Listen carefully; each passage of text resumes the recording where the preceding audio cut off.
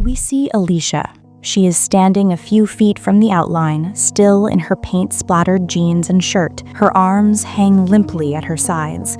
Her face and hands are smeared with dark. The camera opens on a quiet, softly lit room, the kind meant to soothe. Books line the shelves, and warm lamplight pools on a deep mahogany desk. A man sits in a comfortable armchair, not facing the camera, but angled toward us. He is Theo Faber. He's in his late 30s with an intelligent, watchful face that holds a deep-seated intensity. His gaze is direct, inviting us into his confidence. He begins to speak, his voice a calm, measured baritone. The camera gently pulls back to reveal this is not a therapy session, but a recording. A microphone sits on a small table beside him. Behind him, the spine of a book is visible, The Silent Patient by Alex Michaelides. Theo's voice. Sit back, relax. Welcome. Today's book is The Silent Patient by Alex Michaelides. He offers a small, professional smile to the unseen audience. Theo's voice. Some stories grip you not with their action, but with their silence. The Silent Patient is one such novel, a psychological thriller that lures readers into the depths of obsession, trauma, and the fragility of the human mind. The scene dissolves from Theo's study. We see a hardcover book, its jacket stark white with a single slashing paint stroke. The image morphs into a canvas. Theo's voice, VO. Published in 2019, it became an instant bestseller, captivating audiences with its intricate plot and shocking revelations. It's a novel that thrives on uncertainty. We see quick, impressionistic flashes, a woman's hand holding a paintbrush, a drop of crimson falling onto a palette, the blurred outline of a man in a chair. Theo's voice, VO. A carefully woven mystery that keeps readers questioning everything they think they know. The visuals settle on a wide shot of a beautiful, modern London home at dusk. Lights glow warmly from within. It's a picture of perfect, affluent tranquility. Theo's voice, VO. At its core, it is the story of Alicia Berenson. We see Alicia Berenson. She's in her early 30s with a striking, pale face and a cascade of vibrant red hair. She stands before an easel in a sun-drenched studio that overlooks a lush garden. Her expression is one of deep concentration, her green eyes fixed on the canvas. She's beautiful, but there's a stillness to her, a sense of someone who holds worlds inside. Theo's voice, VO. A famous painter who seemingly had it all. A successful career, a devoted husband, a beautiful home. The camera cuts to Gabriel Berenson. He's handsome, charismatic, with a photographer's easy smile. He enters the studio, not interrupting Alicia, but simply leaning in the doorway, watching her work with undisguised admiration. He holds 2 glasses of wine. Theo's voice, VO. But everything shattered one night when her husband, Gabriel, was found shot dead. Inside, the living room is a scene of ordered chaos. Forensic technicians move with silent efficiency. In the center of the room, a chair lies on its side.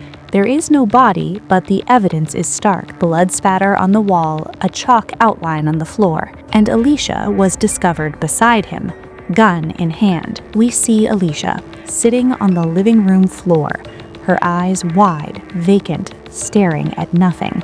A detective gently pries a revolver from her slack fingers. She offers no resistance. Theo's voice, VO. The most haunting detail: Alicia refused to speak. A police interview room. Alicia sits perfectly still on a metal chair, a blanket around her shoulders. A female officer sits across from her, speaking in low, encouraging tones. Alicia, can you tell us what happened? Please, anything. Alicia's eyes are fixed on the table. Her lips remain sealed. Not a tremor, not a flicker. It is a profound, absolute silence. Not a single word from the moment of Gabriel's murder onward. She was convicted, institutionalized. Quick cuts. The frantic flash of paparazzi cameras outside a courthouse. Alicia, head bowed, then led into a secure van. The heavy gates of a facility. The Grove closing behind her. Branded by the media as an enigma, a woman whose silence was her only answer. A tabloid headline fills the screen. The silent patient. Why won't she speak? The scene shifts back to Theo in his recording room. He leans forward slightly, his elbows on his knees. Enter Theo Faber. He says his own name with a slight, self-aware irony. Theo chuckles slightly. A criminal psychotherapist, determined to unlock Alicia's silence. We see a new Theo, younger, walking down a sterile corridor. He wears a determined expression. This is years later. His obsession with her case bordered on unhealthy. He saw her not just as a patient, but as a puzzle he was destined to solve. Theo sits in a dimly lit library, surrounded by open files, newspaper clippings about Alicia, and art books. His focus is complete. As he dug deeper into Alicia's past, peeling away layers of her life, he began to uncover dark secrets about Alicia, about Gabriel, and even about himself. The visuals become more abstract, more psychological. We see blurred, overlapping images, a child's drawing, a photograph of a smiling couple that slowly cracks, a therapist's notepad with frantic scribbles. What makes The Silent Patient truly compelling is the way Michaelides plays with perspective and truth. We see a handwritten diary entry, Alicia's elegant script. He said he loved me. The paint was drying on the canvas, and all I could think was how the color matched the sky the day my mother died. Theo's voice VO. Alicia's diary entries offer glimpses into her mind, yet they raise more questions than answers. The perspective shifts. We are now looking over Theo's shoulder as he writes in his own journal. His writing is tight, controlled. Session 3. No verbal response, but a change in breathing when I mentioned the painting. Progress, Theo's own narrative, which should feel reliable, begins to twist under the weight of obsession. The camera pushes in on Theo's face in the recording room. His eyes hold a complex mix of professional intrigue and something darker, more personal. With themes of trauma, guilt, and the power of silence, the novel is not just a thriller, it's a deep psychological study of the stories we tell ourselves and the ones we choose to bury. He pauses, letting the weight of his words hang in the air. From its first page, The Silent Patient draws readers into a world where truth is elusive and silence speaks louder than words. And as we step into this story, one thing is certain. He looks directly into the lens, his expression utterly serious. Nothing is as it seems. The screen fades to black for a beat. Then, soft, melancholic piano music begins. The title appears in clean, elegant type. The piano music continues, now accompanied by the soft, rhythmic sound of a brush on canvas. We are back in Alicia's studio, years before the murder. Sunlight streams through the large windows. Alicia works on a large, abstract painting, all swirling grays and blues. She is utterly absorbed. Alicia Berenson had a life that seemed picture-perfect. Gabriel enters, camera around his neck. He comes up behind her, wraps his arms around her waist, and kisses her neck. She leans back into him, a small, genuine smile touching her lips. For a moment, the world is just the two of them, bathed in golden light. Theo's voice VO. She was a renowned painter, admired for her evocative and haunting artwork, married to Gabriel, a successful fashion photographer. A quick montage. Gabriel laughing on a photo shoot in Morocco, directing a model.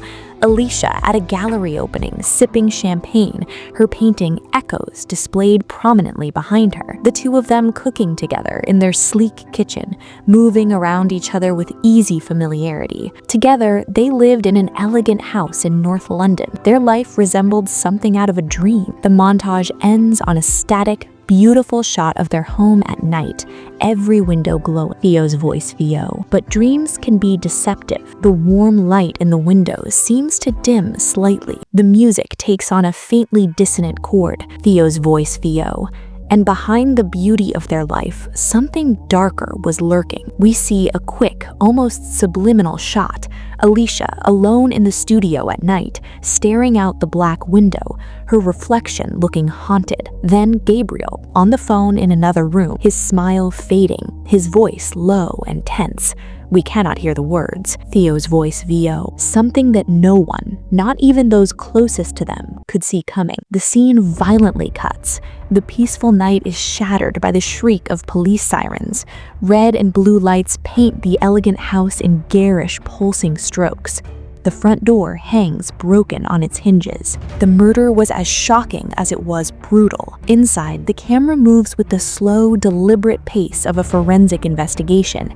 It glides over the expensive furniture, the art, finally settling on the living room. The room is a paradox, tastefully decorated, yet dominated by a horrific central tableau.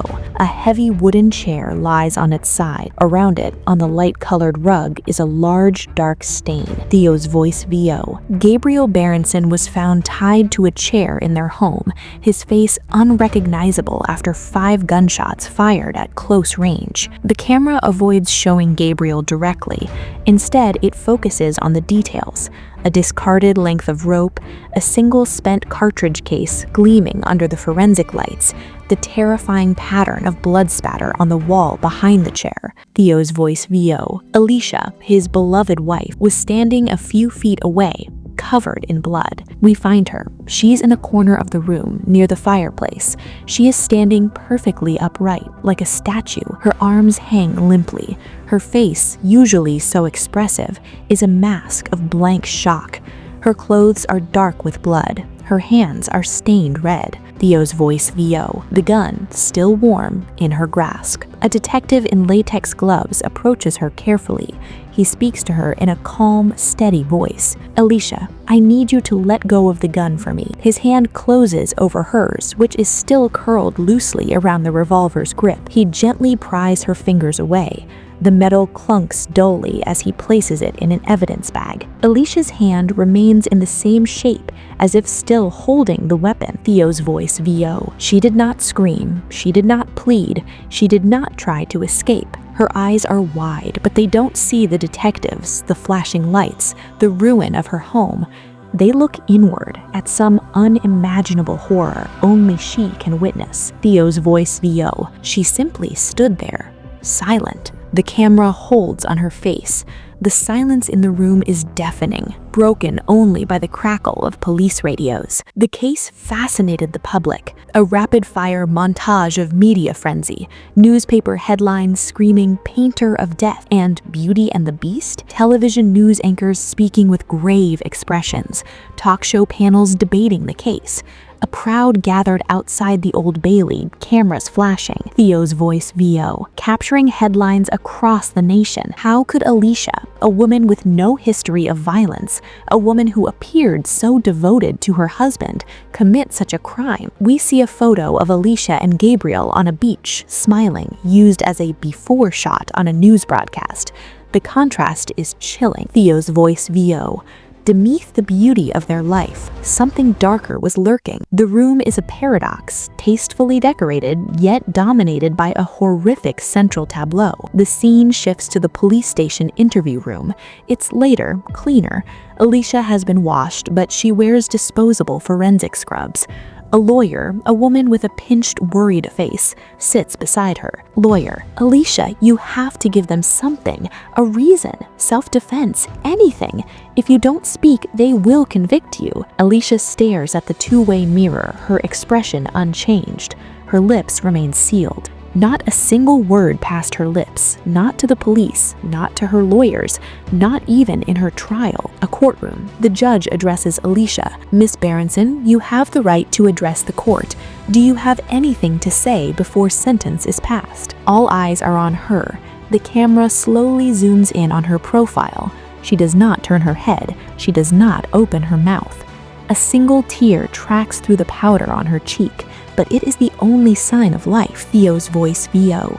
It was as if taking Gabriel's life, she had also taken away her own. The judge pronounces the verdict. Alicia is led away. Her silence is more powerful than any protestation of innocence or howl of guilt.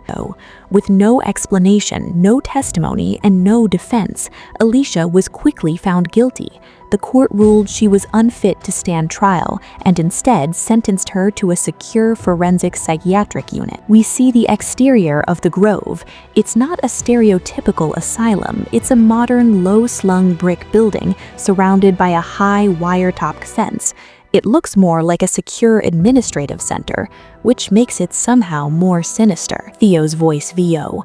The Grove, a facility in North London known for housing the most disturbed criminal patients. A heavy door buzzes and clunks open. Alicia, now in drab institutional clothing, is escorted inside by 2 nurses.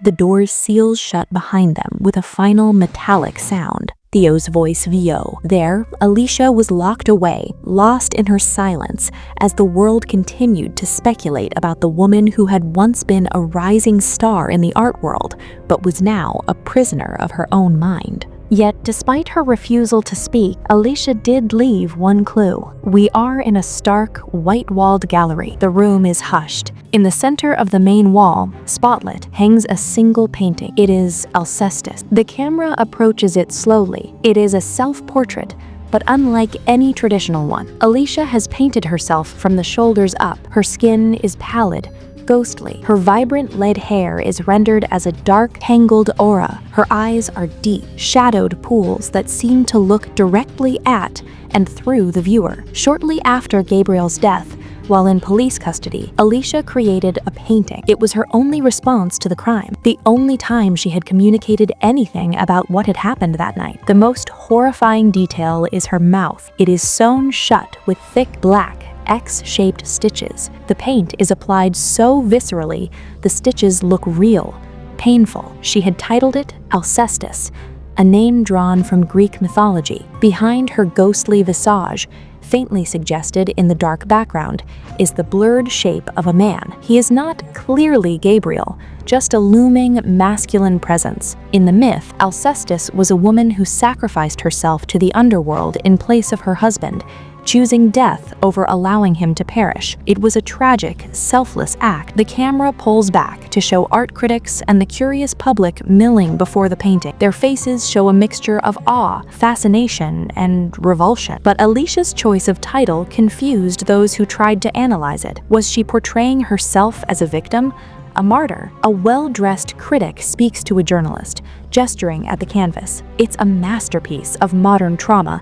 She has externalized the internal scream. The silencing is both the crime and the punishment. Or was there a deeper, more sinister meaning hidden within the brushstrokes? A different viewer, a younger woman, whispers to her friend, looking unsettled. It feels like a confession, but a confession to what? The painting was met with both awe and horror. Exhibited in a London gallery, it became the centerpiece of an artistic and psychological debate. Critics called it a masterpiece. We see a newspaper art section with the headline, "Berenson's Silent Scream," a masterpiece of pain, an unsettling, enigmatic portrayal of a woman on the brink of something unfathomable. Others saw it as a confession, a tabloid headline, more blunt, "Killer's Canvas." What is she telling us? But Alicia remained silent, offering no answers, leaving the world to make its own interpretations. The image of the painting dissolves into a shot of Alicia's cell-like room at the Grove. She sits on the edge of her bed, in the same position we will later see Theo observe, staring at the blank, padded wall. The vibrant, tortured artist is gone, replaced by a hollow shell. In the years following her institutionalization, Alicia's case faded from the front pages, but it never truly disappeared from public consciousness.